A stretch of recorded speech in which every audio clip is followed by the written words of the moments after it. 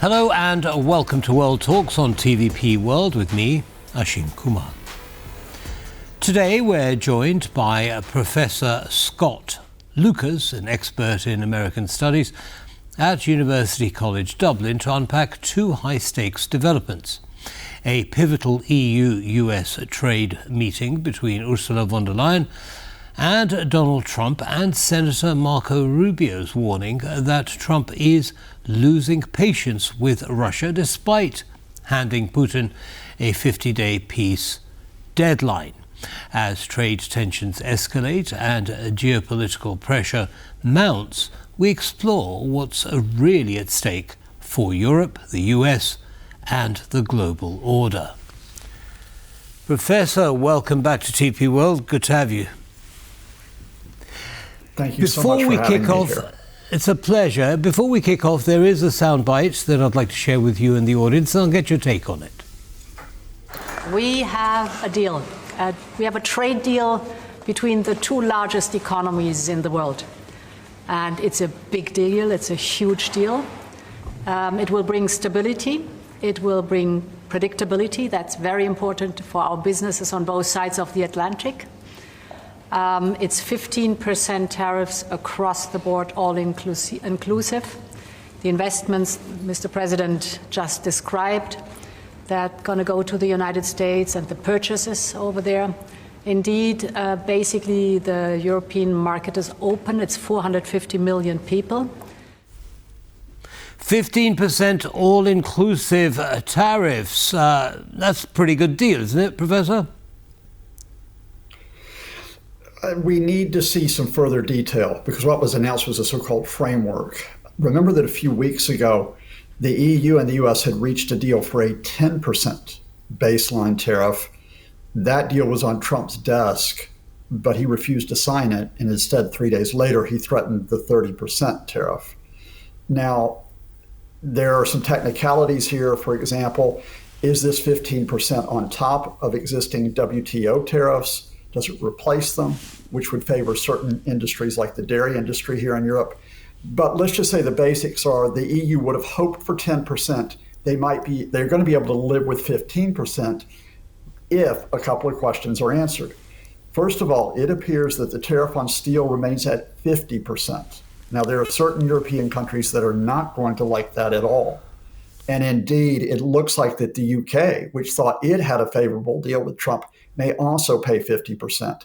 And what I'm also trying to find out is will the Trump administration make any compromise on what is the 25% tariff on automobiles?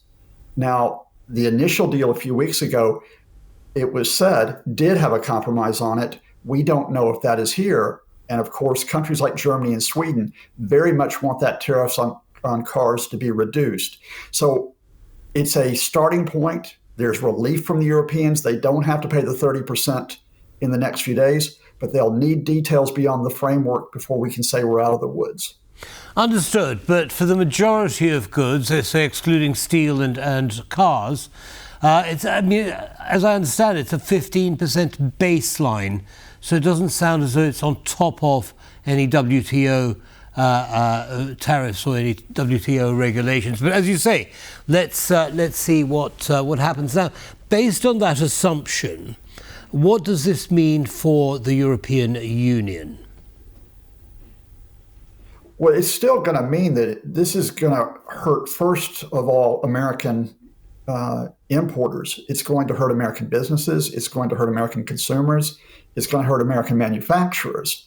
It is also, however, going to have an effect on European exporters, including in Poland, because, of course, the prices for your goods will effectively be higher by the time they reach the consumer in the United States.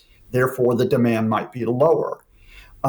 It does avoid, however, the possibility of European retaliatory tariffs, which could have affected supply chains. My immediate reading of this is that the EU didn't want these tariffs. Remember that the current tariff between the EU and the US is an average of 2.5%.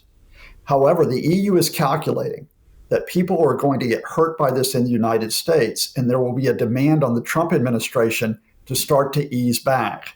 And what the EU has effectively decided is we're going to take a hit on this in the short term, But in the longer term, that hit is going to be on people who vote for the Republicans. And we're counting on them to tell the Trump administration, we don't like this. We want you to pull back. Yes, but the sense one gets, the reasoning behind the Trump tariff policies is simply to protect domestic production in the US. So cars, of course, being a big one. Do you think that once domestic production gets to a level that's acceptable, the tariff situation might be reviewed? Well, first of all, I'm going to correct you. For Donald Trump, who doesn't really know that much about economics, his objective is to extort money. And I know exactly what that term means. And that, of course, is not just from the EU. It's from Mexico, Canada, it's from Asian countries, it's from Latin American countries. Now, there are some economists who would tell you, yes, when you're trying to build up your industry at home, a tariff may be justified. But there's serious issues. The reason why American automobile industry is in trouble is they have a shortage of specialized labor. They've got problems in terms of establishing their manufacturing plants in their factories. And their cars don't sell well abroad, not because of any type of tariffs or penalties, as Trump says about Germany, but because the American cars don't fit European emission standards. They aren't the type of cars that Europeans want to drive by and large. The US market's not going to get over those problems immediately. So the idea that this is going to save the American car industry or save the American steel industry, that's sort of a faith-based idea. It's not borne out by reality. And again, you're going to have the economic damage of higher prices long before you have any type of surge in car and steel manufacturing. Now, Poland is a big manufacturer of car spare parts. What impact do you expect these tariffs, this agreement, to have on that sector of Poland's economy?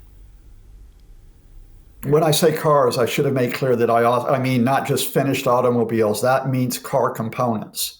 That means everything that goes into a car or into a truck or into another vehicle. So yes, Poland will take a hit if this 25% tariff that Trump had been saying he's going to impose, if there's no movement in that.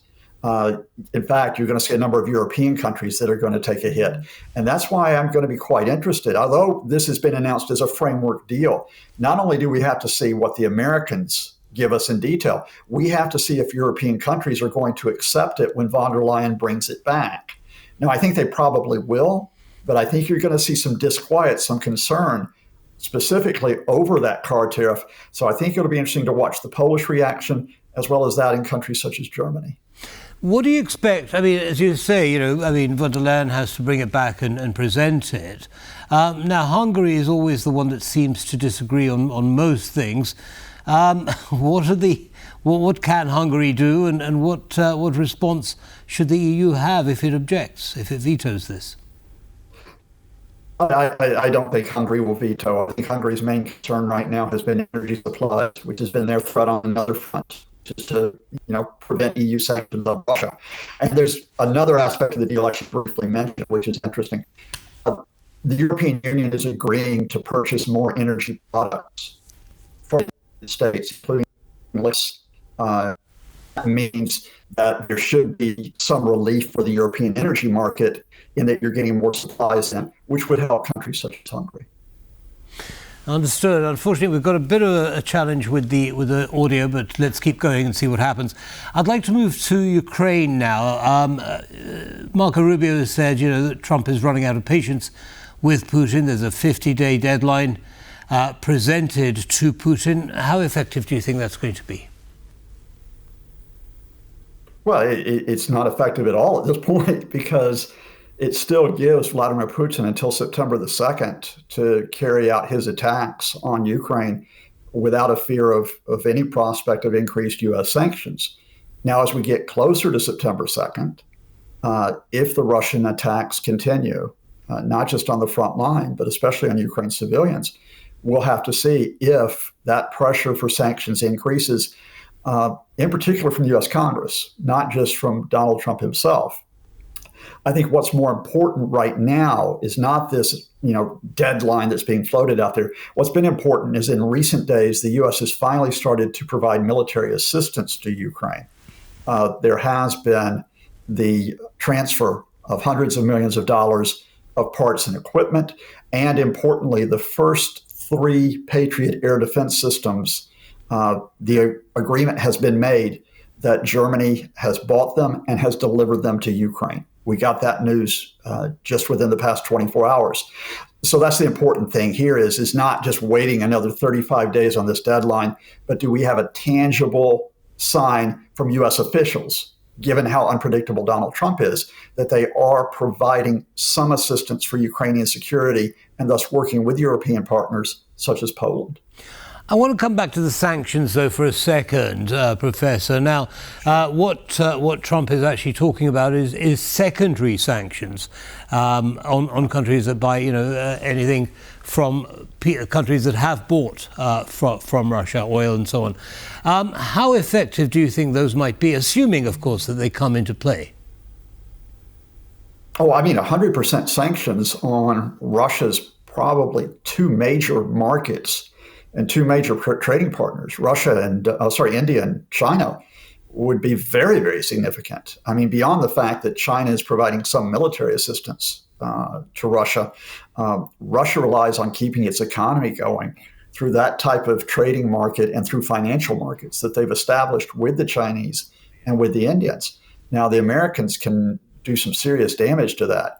But again, this is why I'm being very cautious. I think it's one thing to say we'll impose 100% sanctions. But remember, the U.S. is in trade talks with China right now. And if Donald Trump wants a trade deal with the Chinese, and he turns around and says, I'm imposing 100% sanction on you on top of anything because of your support of Russia, he won't get that trade deal. So I think in principle, this would be a huge step. Certainly, I hope that we get toughened sanctions on Russia from the United States. But I think realistically, we have to say that this is not assured by any means, despite the rhetoric we heard from the Secretary of State, Marco Rubio, in the past 24 hours. Well, we shall, as you say, wait and see what actually transpires. But I guess a similar situation applies to India. The US has been reaching out to improve the relationship with that country. And that would be at risk as well with secondary sanctions, wouldn't it? Yes, and the Trump administration has already strained that relationship with India because India was negotiating with the U.S. for a trade deal. They thought they were progressing towards a trade deal. And then Trump, in the midst of all his tariff bluster, hit them with a 26% tariff. He's also threatening tariffs on specific sectors such as pharmaceuticals that are very big in India.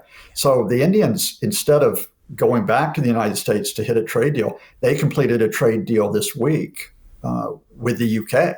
And they're looking for a trade deal with the EU as well. So I think the Indians right now are being very cautious about the Americans. And certainly if they were hit with secondary sanctions, however justifiable we think that might be, given their involvement with Russia, it would put that idea of their cooperation with the U.S. even further back. Understood. Professor Lucas, thank you as always for coming along and sharing your analysis with our audience. Have a good evening, sir. And thanks to you and all your viewers. Thanks. Bye-bye now. And that brings us to the end of this episode of World Talks. Don't go away, there are lots more coming up. Goodbye.